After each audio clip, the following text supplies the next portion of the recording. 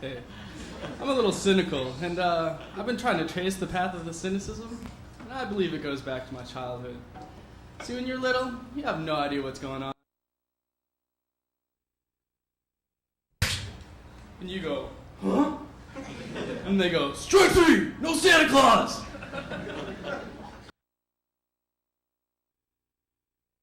I was out to see what the deal was with the Tooth Fairy. You see, never seen the Tooth Fairy. And the way that things worked at my house, if you lost a tooth, you talked to my mom, then my mom talked to the Tooth Fairy, then the Tooth Fairy talked to my mom, then the next morning there was a quarter under your pillow. I always thought this mother-Tooth Fairy relationship was a little suspect. So I was off to figure out what the deal was that. So one night I didn't use the medium of my mom, I just dealt directly with the Tooth Fairy. The next morning, my tooth was still there. The following evening, I talked to my mom, who talked to the wink-wink Tooth Fairy. The following morning, there was a quarter there. And then things became oh so clear. There's no Santa Claus, there's no Tooth Fairy, there's no Easter Bunny, there's no Alf.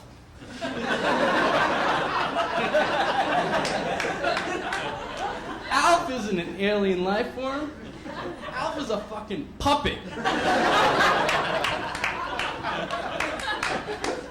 So then the high school rumor mill hits, and if my most trusted models in the world, my parents, are pulling these Santa Claus shenanigans, why shouldn't I believe that Megan Mulder, the hot lead cheerleader, got a frozen hot dog stuck inside her and had to go to the emergency room? Makes perfect sense.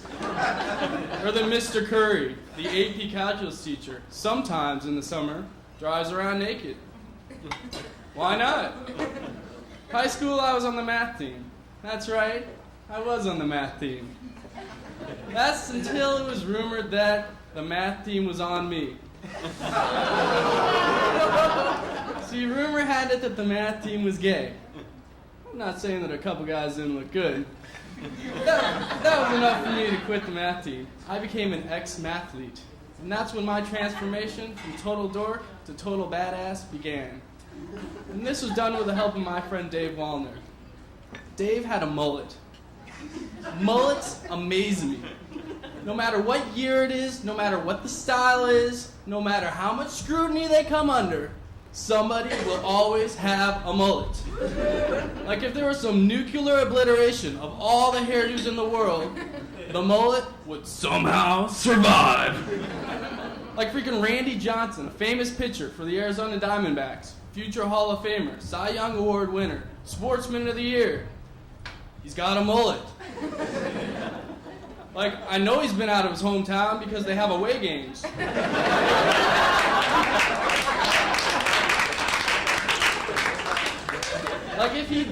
It's just really hard for me to believe that this guy making millions of dollars a year doesn't live in a trailer park.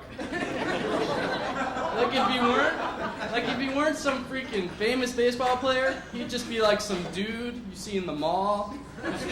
He's wearing a sweatshirt that says like Harvard or Yale, and you really suspect they really didn't go to Harvard or Yale. But my friend Dave, he had a mullet. He also had a car, so they pretty much canceled each other out. And because of Dave's car, no longer were we left to the world of petty pranks. We were in the big leagues. No longer would we have to short sheet the beds to get a laugh. And because of Dave's car, no longer would we call up, order 20 pizzas to someone's house.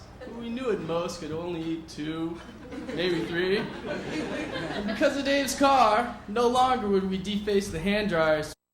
Step 1, press butt. Step 2, rub hand under arm. And because of Dave's car, no longer would we have to call up the bowling alleys. They had 10-pound balls. And then proceeding to ask how they walked.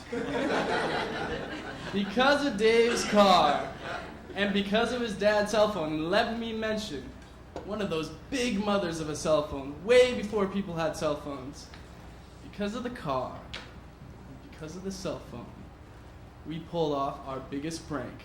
It caused fear and confusion throughout the whole town. We call up some hot, skinny chick.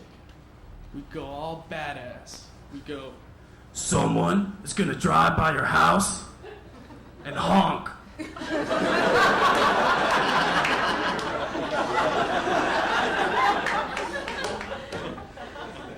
then we drive by their house and honk.